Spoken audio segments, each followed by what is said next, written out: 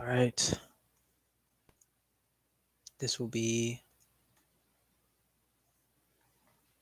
this is a essay I wrote called "The Song House of Being." I'm demanding of a novus metaphysic, a novus metaphysics. It is no longer enough to be human, for all being has dropped from the human being. This epoch is not of a world of human being world, but a world being human. I am no longer convinced of a substance that persists in being and the being of man or an element, but a word. What first moved being? What first moved man?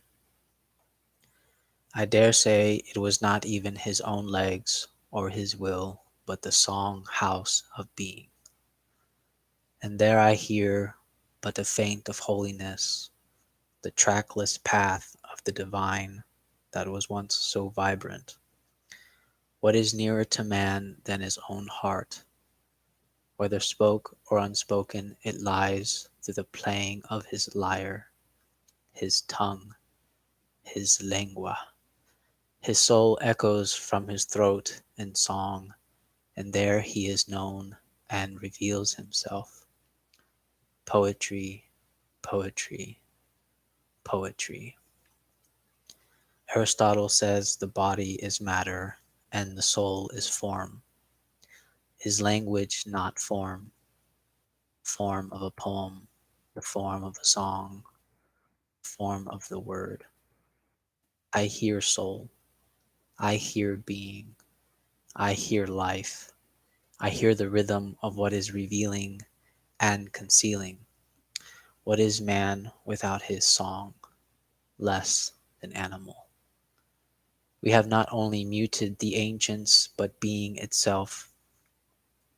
This is our greatest danger, our darkest of nights. We are Odysseus, forever longing the home of being. Yet we are far worse than dear Odysseus. We are left godless and deaf. How are we then to invoke home? The poets. My dear poets, this is my invocation to you, my song to you, my poem to you. I tear a piece of my soul for you, so it scatters like the birds across the land.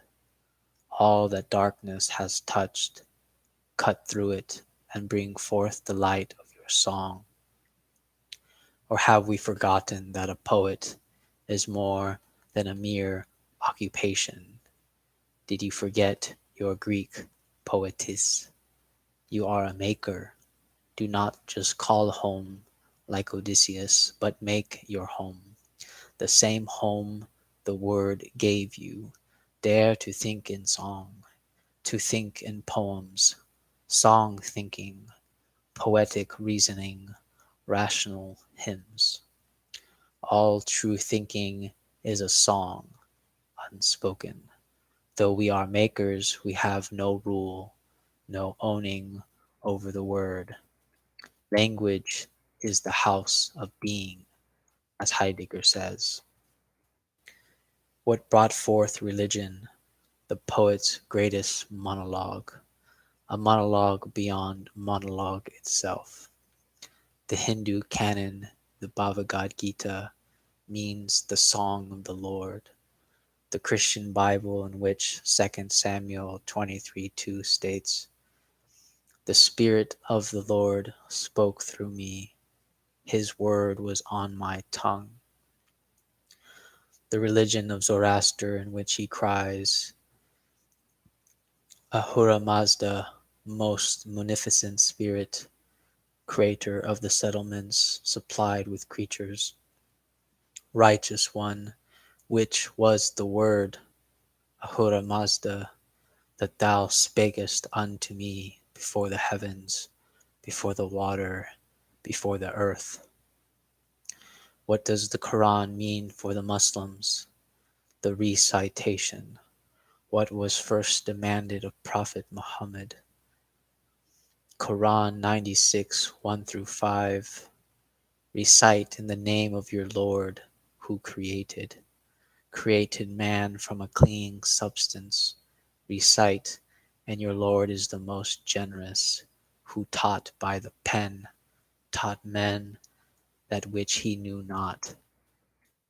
The Word, this is the cause, the substance, the house of being.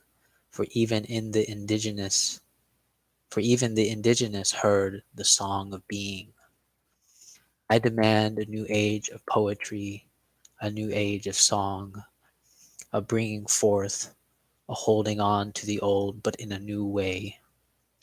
Here I quote Lewis Mumford from his book titled Technics and Human Development, The Myth of the Machine. This rejection of myth and metaphor produces an equally great distortion, the effort to dissect human experience with entirely sterile instruments, aimed to prevent the slightest invasion of the germs of the language's original metaphorical disease, transfers the danger to the surgeon's knife which, in the act of removing a pocket of infection, also impatiently removes other organs needed for maintaining the patient's life. Something essential to man's creativity, even in science, may disappear when the defiantly metaphoric language of poetry gives way completely to the denatured language of the computer. And so I venture, and I hope you will venture with me, the demand of a novus metaphysica, the new bringing forth from the old, a new way of holding on of the same. I am pointing away, for perhaps the abyss stares back at us because we no longer sing the song of the flower. A lullaby to the abyss we have awoken. I leave you now with an ancient Aztec poem from the king Nezahualcóyotl. Flowers are our only garments. Only songs make our pain subside. Diverse flowers on earth, O Hua, O Hua. Perhaps my friends will be lost, my companions will vanish when I lie down in that place, in the place of song and of life giver. Does no one know where we are going? Do we go to God's home or do we only live here on earth? Let your hearts know, O princes, O eagles and jaguars, that we will not be friends forever, only for a moment here. Then we go to life giver's home. O Hua, O Hua.